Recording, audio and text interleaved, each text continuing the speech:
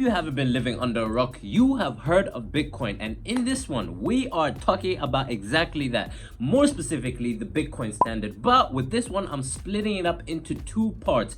First part, money and history, and the second part we're going deeper into Bitcoin and all of that good stuff, you know. So without further ado, let's get into it. The simple fact of the matter is that money makes the world go round, and without it we'd be stuck in barter days, and bartering is pretty useless when it comes to global commodity trade. The trick is finding something that people both accept and trust, and this meant currency backed by gold in the modern age, and few things in this world retain their value like precious metal, and this led to an unprecedented era of growth and prosperity. Things started to go incredibly wrong in the early 20th century when governments moved off of the gold standard and started printing that money, baby. This resulted in a century of boom and bust cycles as well as increased debt. You see, Bitcoin is a highly stable way of storing money that retains its value over time, and it can be used anywhere, anytime. That money, baby. That money was first used as a medium of exchange. So an economy barters things without money, or another way to call it is direct exchange. Take for example me trading 2 pigs for a few kilos of rice. But the thing with this is it all depends on what you have and what your neighbor needs, and vice versa. And the thing is, things don't always align because sometimes you don't have what your neighbor needs. So this is where that money comes into play, baby. You see, anyone can use it, and you can use it in any transaction, and this is what you call an indirect exchange. But early money was nowhere near the same as the money that we have today. Let's go on a journey for a second. Let's go on a journey. Specifically back to the 19th century, and where exactly? The Yap Island in the Federated States of Micronesia. So the inhabitants then used to use these things called rice stones for trading, and they came in all shapes and sizes, and the largest one being about 4 tons. So a new stone would be dragged all the way up to the top of the hill so that everyone would see it, and the owner would exchange either ownership or part ownership for goods and services. Since the stone was dragged all the way up to the top of the hill, the whole community would be able to see the transaction and in turn acknowledge the exchange. These stones work so well because of their saleability. The inhabitants knew that they would be able to sell them because of their ownership of them. The added bonus was that they could be used around the entire island because you were able to see them at any point in the island. And these stones were also divisible. Let's say you wanted something like a small fruit basket. You would be able to cut off a small piece of the stone in exchange for that fruit basket.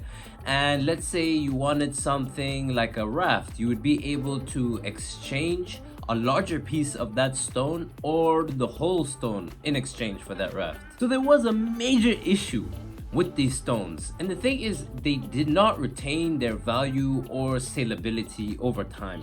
And at first, that wasn't much of an issue. They were ridiculously difficult to move from island to island. To this, the supply of the stones was limited, and because of this, their value remained stable. But this all changed in the early 19th century when Irish-American Captain David O'Keefe shipwrecked on the island. He started importing the stones with modern technology in exchange for coconuts. And because of this, they eventually became commonplace and their value dropped over time up until the point they became just regular stones. So that first money resembling that change in your pockets came about by revolutionary technology that was pioneered by early pre-Christian civilizations, which was metallurgy or metallurgy. I'm not sure how you pronounce that. It's just pretty much the smelting of metals. This made it possible to create high saleable coins that were both small and light and would be able to go far and wide. And the one that stood out most out of all of them was gold. You see, the thing with gold is it is virtually indestructible and can be synthesized using other materials. And if you want gold, the only place you can get it is pretty much underground. The more gold that you mine, the deeper you have to go to find more gold. This means that there was a clear relationship between gold mining technologies and the supply of gold. As the technologies started to improve, the supply of gold also started to grow slowly and steadily. And with the confluence of all these traits made gold an incredible store of value and made it saleable across time. And people soon figured this out. Take for example King Croesus, the former king of Lydia. He was commissioning gold coins about 2,500 years ago. And we truly saw the blossoming of the love affair between gold and money in the 18th, 19th, and 20th centuries.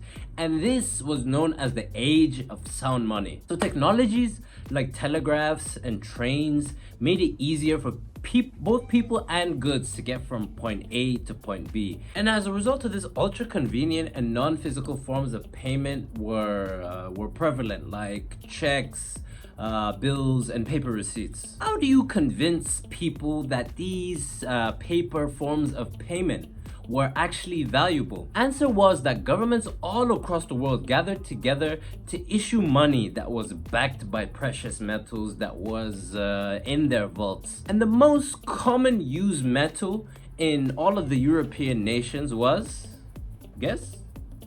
Gold. And Britain led the way with Sir Isaac Newton when he was the warden of the Royal Mint back in 1717 by introducing the gold standard. And by around 1900, 50 other nations had followed Britain's lead and implemented the same standard. And as more and more nations issued paper money backed by gold, it became more marketable, and as a result of that, increased in value. This was sound money.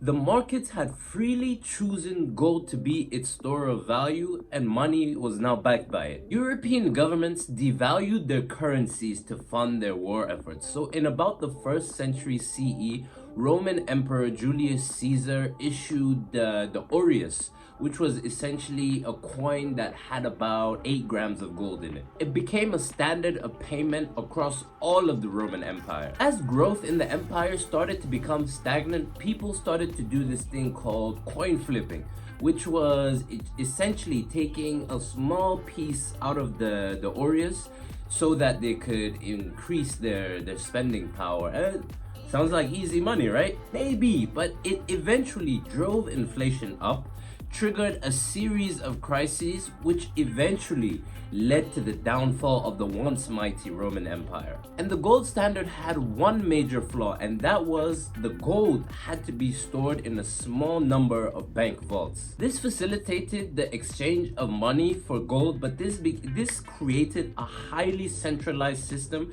in which the government could control the value of paper money. No, if they wanted to, they could wake up one day and be like, hey, let's increase the supply of money, and wouldn't increase the supply of the corresponding gold. The saleability of money was entirely at their mercy, and in about 1914, the world governments decided to make the most of it. War broke out and they needed money to fund their efforts and operations. Instead of raising taxes, guess what?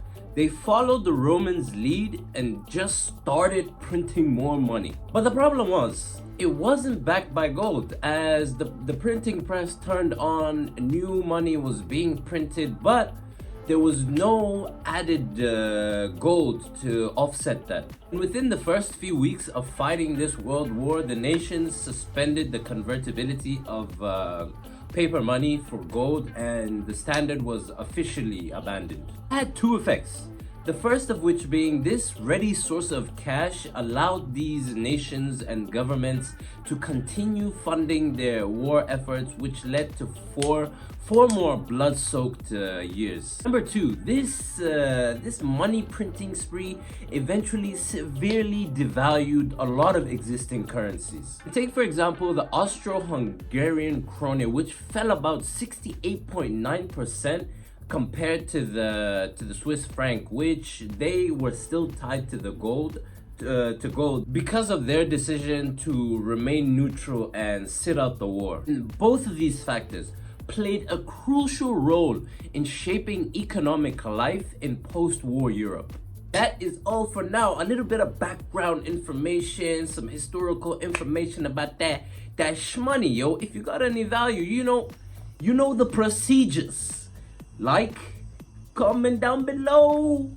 Share with anyone you think will get some value. And yeah, next week we're doing a part 2 of this. I still haven't decided whether I'm doing 2 parts or 3 parts, but we'll see. But until next week.